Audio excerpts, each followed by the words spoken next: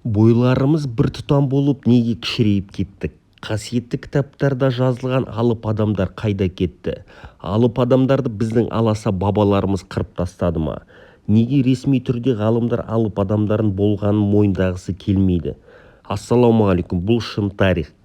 Хақ дінімізде адам ата мен Хауа анамыздың, оларға Аллах разы болсын, бойлары 60 шынтақ, яғни 30 метр болғаны айтылған. Сонда жаһандағы алғашқы адамдар бойлары ұзын болған діни тұрғыда түсіндіретін болсақ, олардың бойлары ұзын әр өмірлері 2000 жылға жалғасқан.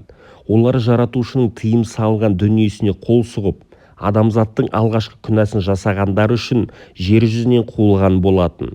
Сонда жұмақ иелер жер бетіне қуылғанда олардың бойлары ұзын болғаны ма?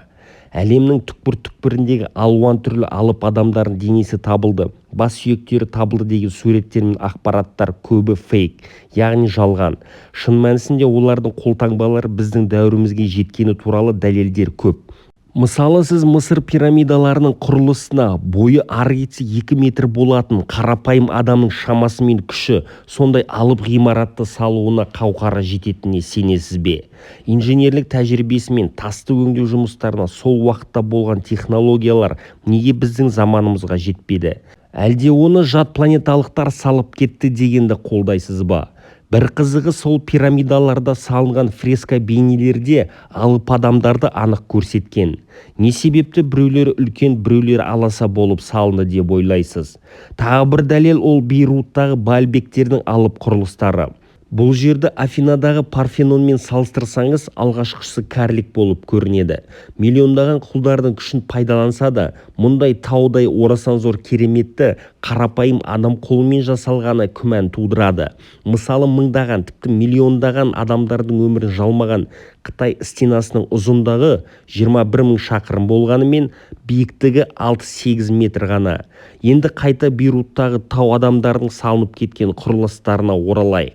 Сол уақыттағы құрылысшылар инженерлік тәжірибелері 700 тонналық үлкен, аса тәжірибелікпен өңделген тасты 7-8 метрге көтеру үшін қандай механизмдерге қол жеткізген?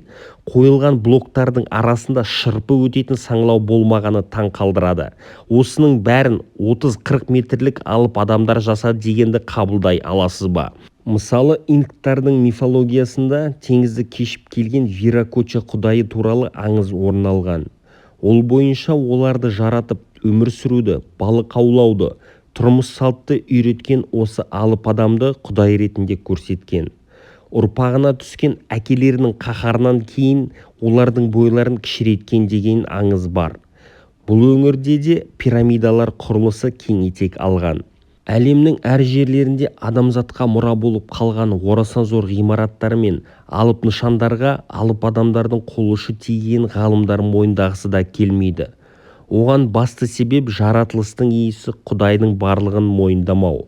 Чарльз Дарвиннің адам маймылдан жаратылған, маймылдарға дейін олар судан шыққан тіршілік көздерінің эволюциясының нәтижесінде пайда болған адамзат деген тұжырымды дәріптеу ыңғайлы болғанымен адасушылық екенін біреу түсінсе, біреу түсінбес. Қасиетті кітабымызда айдан анық жазылған алып адамдар туралы деректер өзіміз үшін шындық. Алып адамдардың ұрпағымыз, не маймылдың ұрпағымыз деп айтуға ерік өзіңізде. Маймылдан жаратылмаған арнаға тіркел, қолдау көрсет.